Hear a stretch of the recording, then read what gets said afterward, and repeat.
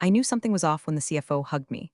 The man hadn't so much as nodded at me in the break room for 5 years, and now he was gripping my shoulders like I'd just pulled him out of a burning building.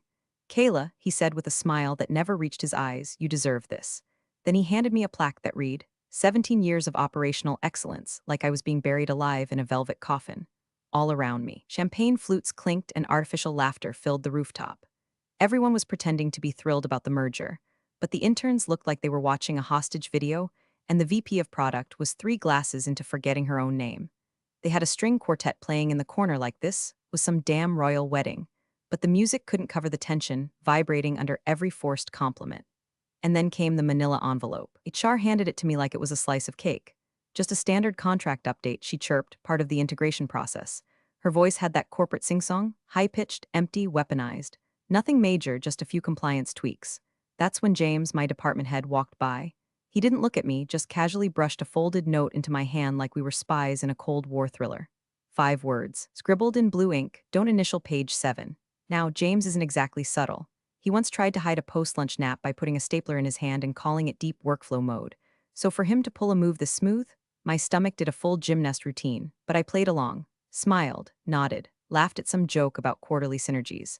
I tucked the contract under my arm, careful not to crease it, and thanked HR for keeping everything on track. All performance. My face did the acting while my brain spun into overdrive. Let me pause real quick to say, if you're into stories where the office champagne turns sour and contracts hide knives between the lines, go ahead and tap that like button and subscribe. 90% of folks forget, but it really helps the team behind these stories keep cooking up more chaos like this. Back to the rooftop. I slipped away under the guise of a bathroom break, took the stairs down 3 flights, because elevators have eyes and ears in places like this, and ducked into an empty utility hallway near facilities. No cameras, just flickering lights and that faint scent of industrial lemon cleaner and broken promises. I opened the contract like it might bite me. First 6 pages, all boilerplate nonsense. Stuff about transitional cohesion and workflow harmonization, which basically meant they were inventing new ways to say we're about to gut your department. And then, page 7, clause 11.4F. The heading was harmless enough, continuity of role and duties during transitional phase. Sounded like HR Mad Libs, but I kept reading, and reading. Buried in the third paragraph, beneath 2 layers of double negatives and a sentence that ran for almost an entire page, was a transfer clause. Authorized temporary realignment of duties and departmental oversight under external compliance vendor management in Phoenix. Phoenix. As in Arizona. As in 2,000 miles from my home, my kids' school, my mother's dialysis clinic, and everything else I care about. The kicker? It maintained my title, but explicitly voided any protections tied to tenure, equity, or internal promotion tracks. I'd be listed as operations lead on the org chart, sure, but in reality, I'd be a glorified admin under a third-party contractor, earning 60 cents on the dollar and stripped of every career safety net I'd earned since the Bush administration. And they thought I'd sign this. Right here, on the rooftop, with a smile, while holding a goddamn plaque. I stared at that clause like it was a landmine. Then I pulled out my phone and photographed it, page, timestamp, metadata, everything. Because if they were going to play legal blackjack with my life, I was going to count every card. 6:14 p.m. The moment I stopped being a good employee and started being a problem. I stood there in that hallway, listening to the muffled string quartet warble its way through some Baroque nightmare upstairs, and I realized they thought they'd already buried me. They forgot I knew how to dig. The stairwell was cold, even in heels and rage. Concrete walls. Harsh lighting. That slight echo that makes every breath sound like you're trying not to cry. I sat down on the steps, halfway between the rooftop lies and the boiler room truth, and opened the contract again, flipping straight to page 7 like it was a loaded gun. Clause 11.4F stared back at me. First pass, it read like corporate oatmeal. Continuity of title and function maintained under transitional oversight protocols. Yeah, okay. Sounded like HR sneezed into a thesaurus. But the second read? That's when it turned into something else entirely. Employee role may be reassigned to an approved third-party compliance vendor for the duration of the merger integration process. All title continuity will be preserved for branding and workflow visibility, though this reassignment shall not constitute continued employment under legacy benefit structures, including but not limited to equity, IP authorship rights, and historical compensation calculations. In plain English, they were outsourcing my existence. I'd keep my title. I'd keep my photo on the website. Hell, I'd probably keep the same email signature. But behind the curtain, I'd be gutted. Equity? Gone. Retirement match? Gone. 17 years of performance-based bump tiers and accumulated PTO, converted into vendor-aligned compensation protocols, which is legal speak for, we'll pay you what we feel like and you'll thank us for it. And worst of all, I wouldn't even be listed as terminated. I'd just fade into the back end like a bad line of code in a dying app. I sat there, clutching the paper, hands shaking just enough to make the ink blur. For a second, I actually thought I might throw up. I'd been loyal through 3 CEOs, 2 office relocations, a data breach that nearly killed us, and an asbestos scandal I single-handedly swept under the rug. This was my thank you, corporate hospice care with a bow on it. I pressed my thumb and forefinger to my temples. Breathe. Don't explode. Not yet. You only get to nuke a bridge once, make it count. I looked back down at the clause. They'd even bolded the phrase no loss of title like that was supposed to be comforting. Like I should feel flattered to keep a name badge while they set fire to everything it stood for. That's when the numbness broke. The fury didn't come like a flash fire. It crept in like cold water rising around your ankles. Quiet, steady, merciless. A new kind of clarity. The kind that doesn't scream, it watches, it waits, it plans. I opened the camera app. Snap. Then again zoomed in on the clause. Snap. Then the timestamp, 6:14 p.m. Snap. Then I scrolled back and pulled up the original contract I'd signed 6 years ago, still saved in my personal drive. Searched for the phrase employee consent required for reassignment of function. There it was, plain as day and conspicuously missing from the new version. That's when it clicked, this wasn't sloppiness. This wasn't an HR oversight or a bad copy-paste job. This was a scalpel, precision sabotage. They'd counted on the party, on the wine, on the string quartet, on the performative speeches and paperweight plaques and executive smiles. They'd created a distraction opera, banking on the fact that I'd be too stunned or flattered or tired to read what they were really handing me. And most of the others probably had. I imagined them upstairs right now, laughing over tiny cheesecakes and signing away their careers under soft lighting and hollow praise. They'd wake up next week and find out they didn't work for Carrick Industries anymore. They worked for a shell company run out of a strip mall in Temp. But not me. Because someone, James, note passer with the guilt complex, still had a shred of decency, or maybe just a fear of legal blowback. Either way, he'd tipped me off. And now the only question was what to do with the truth. I wasn't going to confront HR. That'd just trigger a containment protocol. They'd slap on some apologetic smile, offer me a meeting on Monday, and start working to bury it before sunrise. No, I needed to move outside the chain of command. First, backed up the images to a secure cloud folder. Then I added them to a private email draft addressed to someone I hadn't spoken to in almost a year, Rebecca Tran, former in-house legal counsel, now an ethics consultant who owed me a favor. Then I started writing. Subject line, need eyes on a clause fast. Attached, 3 photos, a screenshot comparison, and a short message. They're gutting roles under vendor language. It's buried deep. Equity, IP, all stripped. No disclosure form attached. I haven't signed. What are my options if this was distributed without board review? Sent. My phone buzzed before I even stood up. James again, you read it? I typed. How long have you known? His reply came 10 seconds later, weeks. Legal said it wouldn't hold, but they distributed anyway. I stared at that text until the screen dimmed. Weeks. He'd known for weeks. They all had. They just assumed I'd go along, smile pretty, and accept the erasure. They forgot what I do for a living. I don't sign off on things I haven't verified. I don't trust glossy words or champagne toasts. I verify systems. I trace rot. I follow the clause until the trapdoor creaks open. And right now, someone upstairs was standing on that trapdoor. I stood there in the dim stairwell long after the rage settled into something colder, something quieter. A quiet that knows exactly how deep the knife went. My phone still lit from James's reply, weeks. Legal said it wouldn't hold, but they went forward anyway. They already filed it. That's what that meant. Not just a rough draft, not a proposal. This clause wasn't in theory, it was in motion. The moment HR handed me that contract, it became a procedural formality. They weren't asking me to accept the new terms, they were daring me to notice them. Because once I initialed page 7, my leverage would be gone. No clawback, no challenge. Just a box checked in a dusty folder somewhere in legal and me waking up next week with a new badge that didn't even scan at the corporate entrance. That's why the timing was so damn convenient. Champagne, plaques, rooftop toasts, it was all pressure, emotional, social, optical. Pressure to sign fast, smile wide, and not ask too many questions. And most people would have done it. Hell, I might have too. If James hadn't slipped me that note, I'd be upstairs right now, swirling Pinot and giggling at Janet from Finance's 7th merger virgin joke, while my livelihood got laundered into a vendor spreadsheet. But instead, I was sitting on a cold step with a copy of my original contract open in one tab, and this corporate hit job of a revision in the other. One key phrase had vanished. Any modification to employment status requires written employee consent. They took it out. They didn't amend it, didn't reword it, they flat out removed it like it never mattered. Like I never mattered. Betrayal wasn't even the right word. Betrayal implies emotion. This wasn't emotional, it was structural, planned, polished. Executed with the kind of sterile precision usually reserved for autopsies and tax fraud. I exhaled slow. My chest didn't ache anymore, it was rigid, focused. I copied the contract text, highlighted the missing phrase, screenshot it side by side with the clause on page 7. Then I opened a new email and typed in a name I hadn't needed in a long time, Rebecca Tran. We'd worked side by side for 5 years, back when she was the company's in-house counsel, and I was just a rising manager still pretending not to know how the sausage got made. She left after the new CFO came in, said she didn't trust where the board was heading. I didn't either, but I stayed, because someone had to clean up the messes when the C-suite boys started playing Calvin ball with contracts.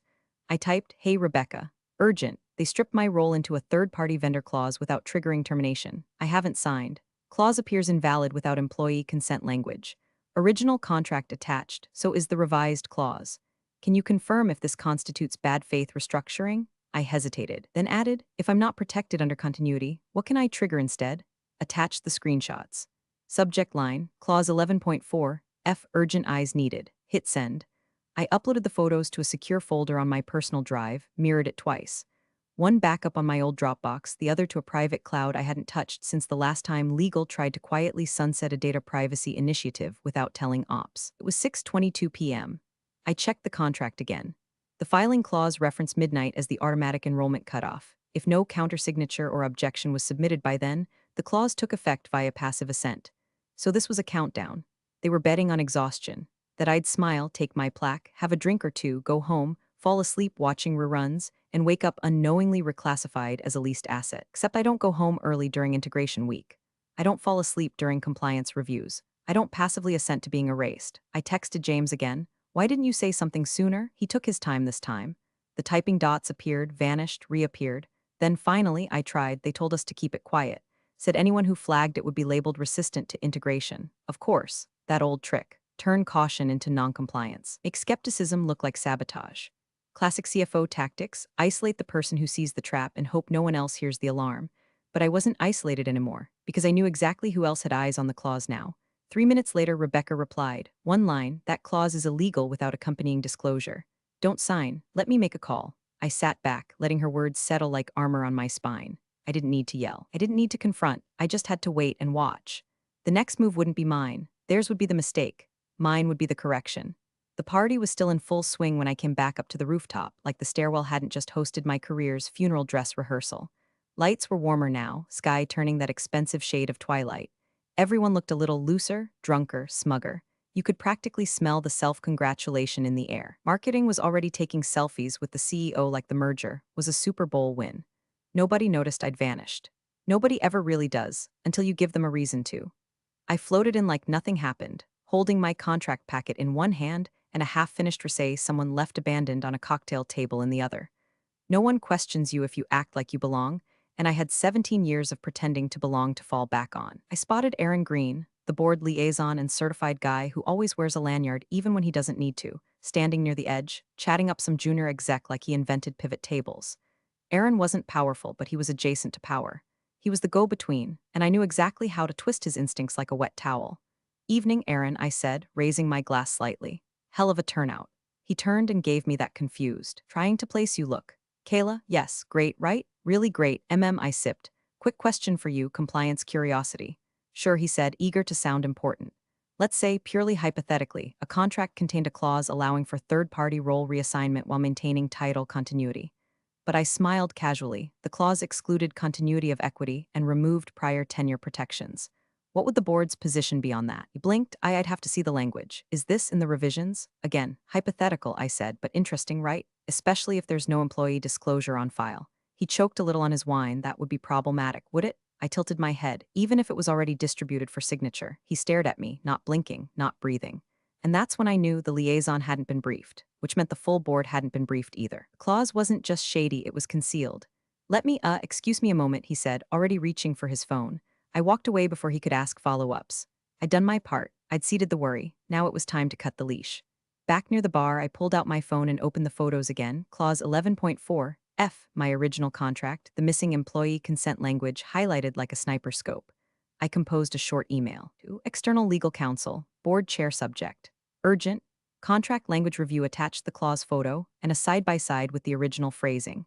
Then I wrote, discovered a clause in page 7 of the revised employee agreement distributed tonight.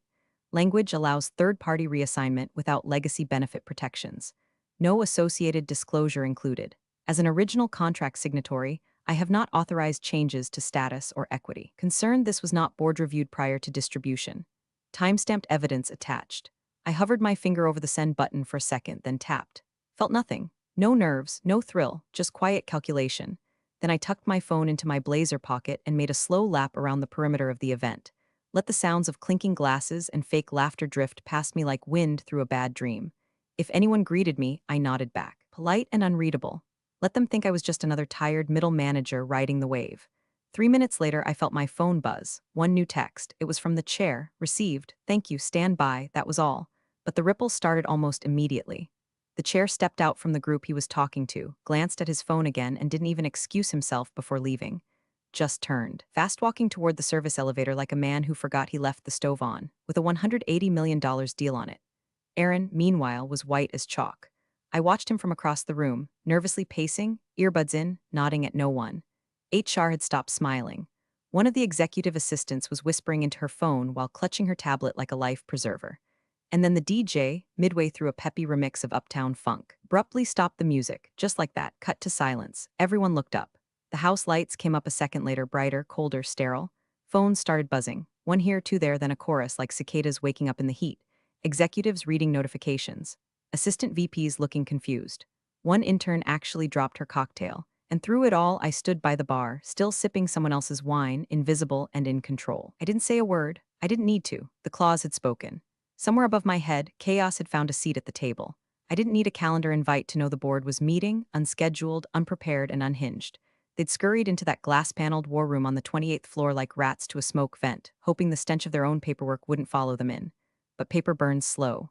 Especially the kind that's time-stamped, witnessed, and currently sitting in the inbox of the board chair, the external legal team, and a woman whose middle name is Retention Clause. I was 2 floors down, tucked into the empty wellness room, because of course our building had a wellness room now, complete with a non-functioning essential oil diffuser and a sign that said "You got this," in Comic Sans. I sat cross-legged on the floor beside a mini-fridge full of La Croix no one drank, listening to the distant hum of elevator doors and the occasional high heel click from someone trying not to run. I didn't need to hear the words. I knew the choreography. First, the CFO would pretend confusion. He'd squint at printed copy of the clause like it had spontaneously rewritten itself. Then he'd say something like, "This was a late-stage insertion suggested by legal," followed by a low-grade shrug meant to defer blame without admitting awareness. But legal doesn't play possum. Someone there would push back, someone always does. My phone buzzed once then again, messages from my contact inside the room. One of the few who still had a spine. They didn't run it by the full board. Chair is furious. Legal too. CFO is red. They're panicking. I let that word roll around in my head like a hard candy. Panicking. Funny how quiet panic is when you're not the one holding the match. Panic isn't shouting. It's the silence when no one knows who to scapegoat fast enough. It's the chair's half-glance when a lawyer clears their throat too long. It's Aaron Green's phone battery dying before he can text someone to cover his ass. And me? I sat in my wellness room throne and watched the dominoes tip. I pulled up the HR email again, subject line, "Final employee agreement for signature urgent," dated 4:12 p.m., sent to me and 200 others, mass distributed under the guise of routine, tucked into a PDF sealed like a handshake from a man you shouldn't trust near your drink. I hovered my thumb over the file, then deleted it, not archived, not flagged for follow-up, deleted because I didn't need their version anymore. The record didn't belong to them, it belonged to me. My copies were backed up, encrypted, mirrored in 3 drives and 2 cloud vaults. HR could try to roll it back, redact it, gaslight the timestamps into oblivion. Too late. The moment I clicked that shutter in the stairwell, the real version entered circulation. Another buzz. Chair asked external counsel if this could trigger material misrepresentation. That made me stop. I stared at the message like it might detonate. Material misrepresentation. See, it's one thing to bury a bad clause in an employee contract. You can always pretend it was a mistake, a footnote, something lost in formatting. But when that clause contradicts core representations in a merger filing, when it violates statements made to investors about continuity, internal staffing, retention commitments, then you're not just dirty, you're disqualified. Merger law is brutal that way. If your filings are shown to be knowingly inaccurate, especially regarding key personnel continuity, it can tank the deal. Trigger clawbacks. Open the gates for litigation. That clause didn't just put my job at risk. It put the entire merger at risk, which meant I wasn't the story anymore. I was the fuse. I leaned back against the beanbag chair they probably bought from a startup with too much series of funding and let myself smile. Just a little. One of those quiet, lip-curled half-smiles you save for the kind of victory no one will clap for.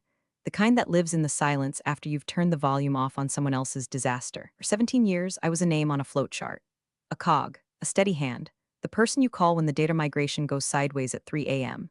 The one who gets missed in town halls and thanked in footnotes. And now? Now I was the reason the DJ packed up early. The reason the chair left mid-toast. The reason the entire board was locked upstairs with a whiteboard and a stack of red pens wondering how one clause could undo 9 months of handshakes and press leaks. Never thought I'd matter. But when you're trying to quietly erase someone, make sure they don't know the building's blueprints better than you. Make sure they haven't memorized the emergency exits. Make damn sure they haven't saved every copy, every version, every edit. Because once the alarms start, you can't put the fire back in the wall. And baby, I was the fire alarm. From the 26th floor wellness room, I couldn't see the boardroom 2 floors above, but I didn't need to. I could feel it, the heat of reputation smoldering through the concrete, the muffled scrape of chairs pulled sharply back when someone realized their name was on a clause they didn't authorize. The CFO's name, I imagined, was getting a lot of airplay. I had nothing more to send, no dramatic speech, no trembling confrontation. My part was done. Now the evidence worked while I watched. It was almost clinical, watching a system correct itself when you've slipped just the right variable into the bloodstream. My phone buzzed again. This time it was from the inside. Rebecca, their legal just called me. You were right. That clause requires your signature to be enforceable, and without it, it's void. Worse, distributing it without consent is grounds for breach. I stared at her message for a long time, letting the words soak in, not with relief but confirmation. It was never about whether the clause was unethical. It was about whether it was sloppy enough to be their undoing. It was. The digital photos I'd sent earlier, Rebecca had already passed them along. And with them, the kicker, metadata. Embedded timestamps, original file creation dates, and the nail in the coffin, evidence that the clause had been copied and inserted from an older, rejected vendor agreement. That rejection was logged.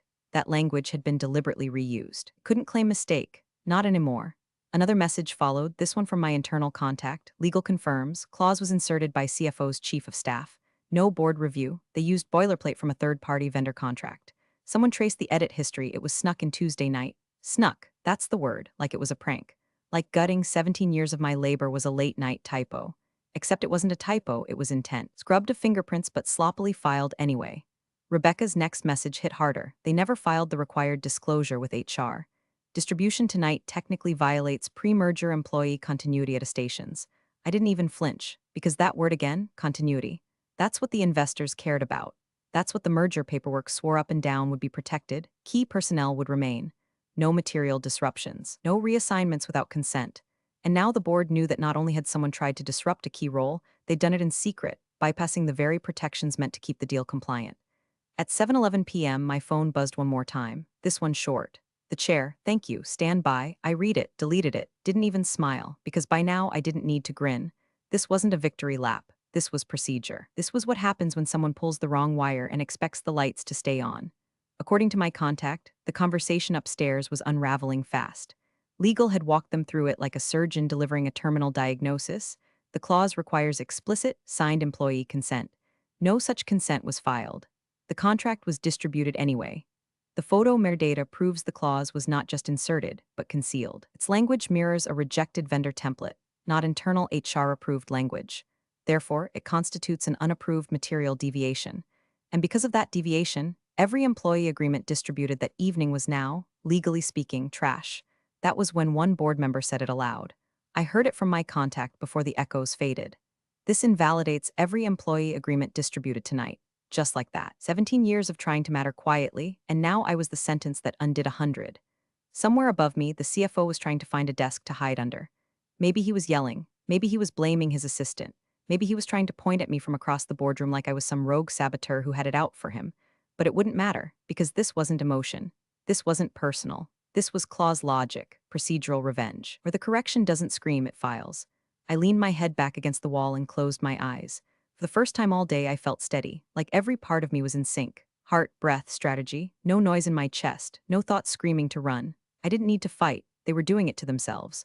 All I had to do was let the clause finish what it started. The meeting stretched into its second hour, and though I couldn't hear the boardroom walls cracking, I could feel them flexing. My contact upstairs sent one final ping, contract processing frozen. Board launched internal review, everyone scrambling, everyone but me. I'd moved from the wellness room to an empty records closet just off the elevator, quieter, darker, and poetic in a way no one else would notice. 17 years of keeping systems airtight, workflows smooth, and teams intact, and now I was watching the structure creak under its own corruption, alone. Calm, surrounded by cardboard archives and a forgotten box of printer toner. I pulled up one last file. It was buried in my personal archive folder, dated and double encrypted.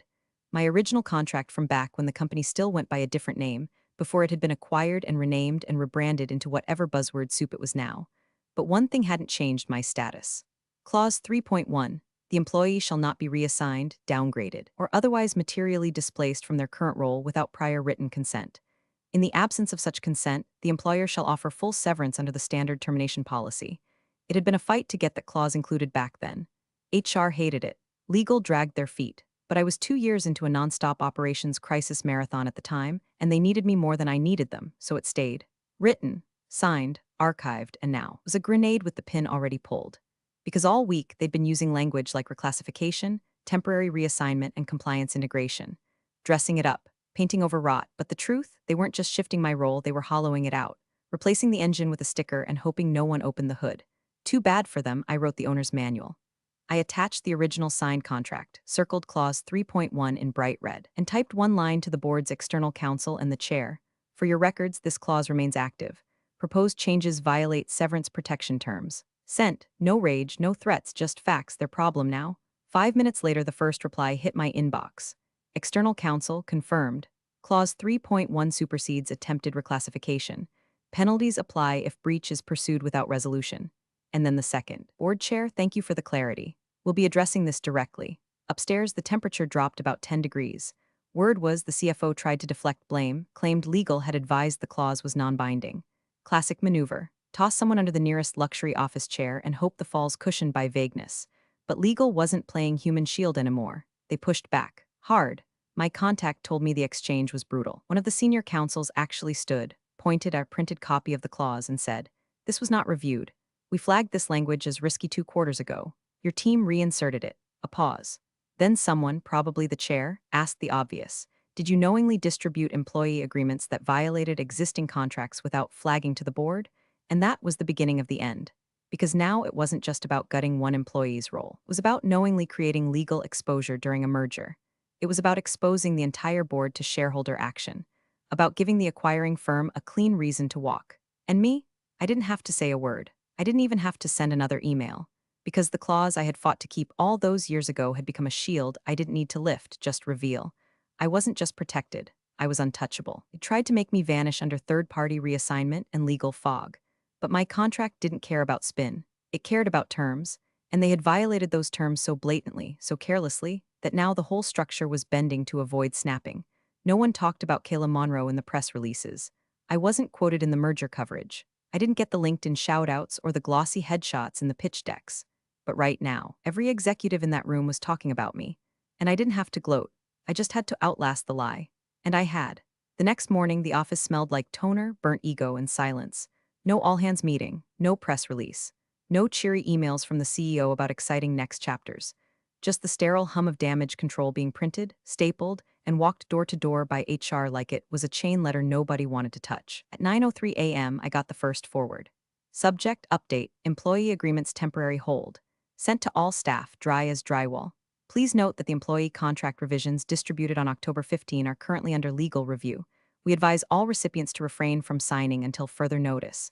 Revisions under review, no apology, no explanation. Just those 3 antiseptic words, revisions under review. I leaned back in my chair, my actual chair, the one in my actual office, not in Phoenix or Vendorland or wherever the hell they thought they could bury me, and clicked open a second file that had been forwarded quietly, anonymously. This one wasn't public. It was a draft LinkedIn post.